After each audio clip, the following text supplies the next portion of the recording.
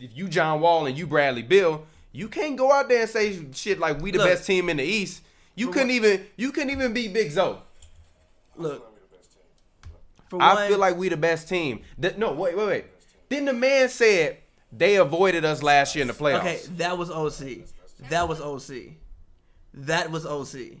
That was like, why would you say that? John Wall said he thought that the Cavs avoided them last year. That they tanked the game to lose to get to the second seed so that way they could avoid playing them in the second round. But y'all be getting dog walked every fucking time y'all play LeBron James. Okay, two things. Well, actually a couple things. For one,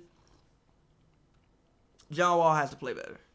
In games like these, he has to play better. Small ball Wall. Now look. Again, he was 4 for 13 points, 15 assists.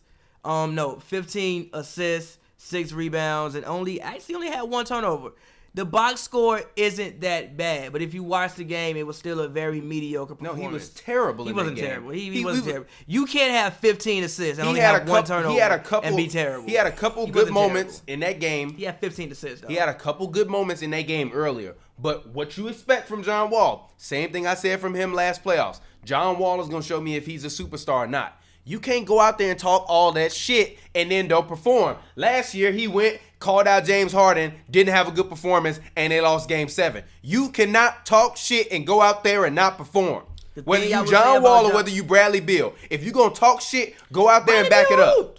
He was 12 and 19 shots, 63%, and had 36 points. Hey, I didn't say nothing negative about Bradley Beal. Small ball Wall, you got to come out there and back up that shit you're talking if you're going to talk that shit. My thing is, for one, it seems like John Wall and Bradley Beal never have it rolling at the same time, which is something that they need to work on. Because personally, I think they have a very good argument in being the best backcourt in the league. Shut the fuck up. Argument. Shut the fuck up, listen, man. Listen. I said a argument. There's not a fucking argument. There's not a fucking argument. Both the of them team are better that clearly has the best backcourt in the league right now has won 2 of the past 3 championships. Stop this bullshit. You gonna start this bullshit this early in the podcast? Listen. A argument. I would still take Steph and Clay for the reasons that you just mentioned, but they have an argument that these guys. There is no fucking argument. Just let me get a point out. These guys could possibly be the best backcourt in the NBA, and these guys never have it clicking at the same time. Now, when I watched that game, I didn't say, "Oh, John Wall has not shown up," but again, it's just a mediocre performance. Bradley Beal hooped out, you didn't hoop, and also Scott Brooks. We got to talk about Scott Brooks. Once a man has 40, for one, stop switching.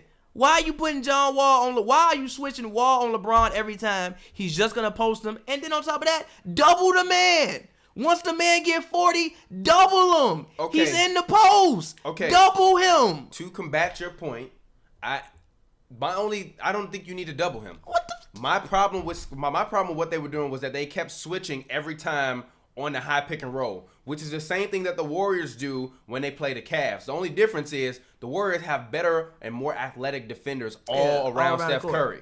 So it's easier for that to happen. But Gortat can't keep up with the foot speed of LeBron James. And when you switching fucking Otto Porter and John Wall is not capable of guarding LeBron James. Even as bad of a defender as people say Steph Curry is, in those same situations, Steph Curry defends LeBron James a lot better than John Wall did. No, he doesn't. He was. All LeBron was doing was catching the ball, spinning to the rim, and going straight up. No, he doesn't. It seems like that because, again, the Warriors have way better defenders around him than what John Wall has. If you get beat and you got KD and Draymond back there, that's way different from getting beat and you might have Gortat, or goddamn Marcus Morris. Markieff Morris back there. No, the thing is, bro, double him. You don't need to double him. Listen. For one, I didn't even like the way the Cavs won the game. They won a game. They didn't look that great to me. LeBron needed actually all of them 57 points for them to win that game. I did not like the way they looked. Nobody had it rolling besides him. You don't have to guard Derrick Rose. It wasn't like Korver was completely on fire yesterday. Crowder didn't really have it going. Love ain't had it going damn near the whole season. JR ain't had it going damn near for 2 years. Double him. Once the man has 40, gets the ball in the post, double him. You don't need to double him. No, you don't need to double. Why not? You want to know why? Who gonna beat you? Listen, make somebody else beat you. Who gonna beat you? This is why you don't need to double him. Can you let me finish? Number one, he only took 4 threes the entire game. Double him in the post.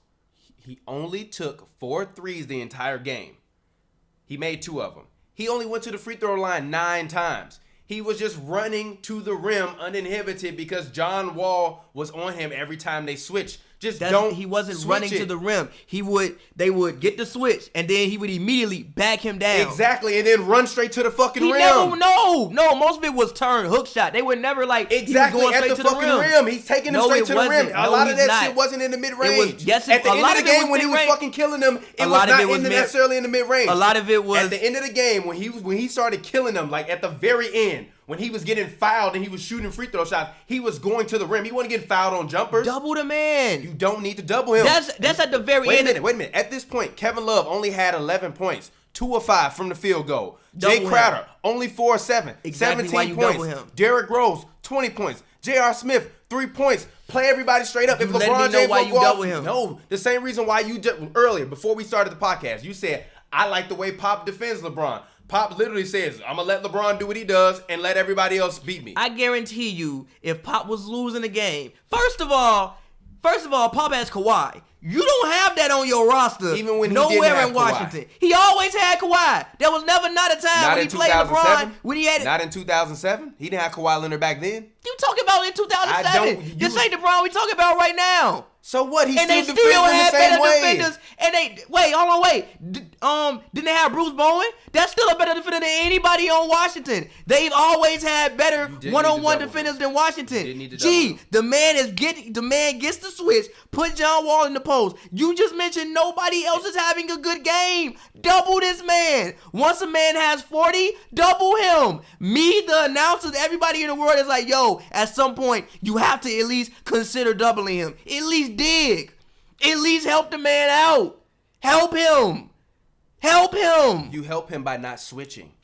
Do that too. You don't. I just still don't think the thing in that game to do, especially with Cleveland streaky shooters, is to double him and then open everybody else up to just knock down threes. If the best player on the planet is going to score 57 points and be the best player on the planet and win them the game, then they deserve to win them the game. But I'm not letting nobody score 57 points. I'm not going to let LeBron James go out there and get everybody else on the floor hot while he's in the middle of a rhythm. Get him involved. Because then they're unstoppable. Get him involved. Because even you said that you didn't like the way that they won that game, so that team didn't look unstoppable. LeBron James was just unstoppable. He looked unstoppable. Stop him. Switch. You're losing. Don't switch. No, bro. That's all I'm double saying. the man. I'm saying just double the man. Once the man got the ball in the low post on John Wall, at least dig and help the man. Nobody else is hot.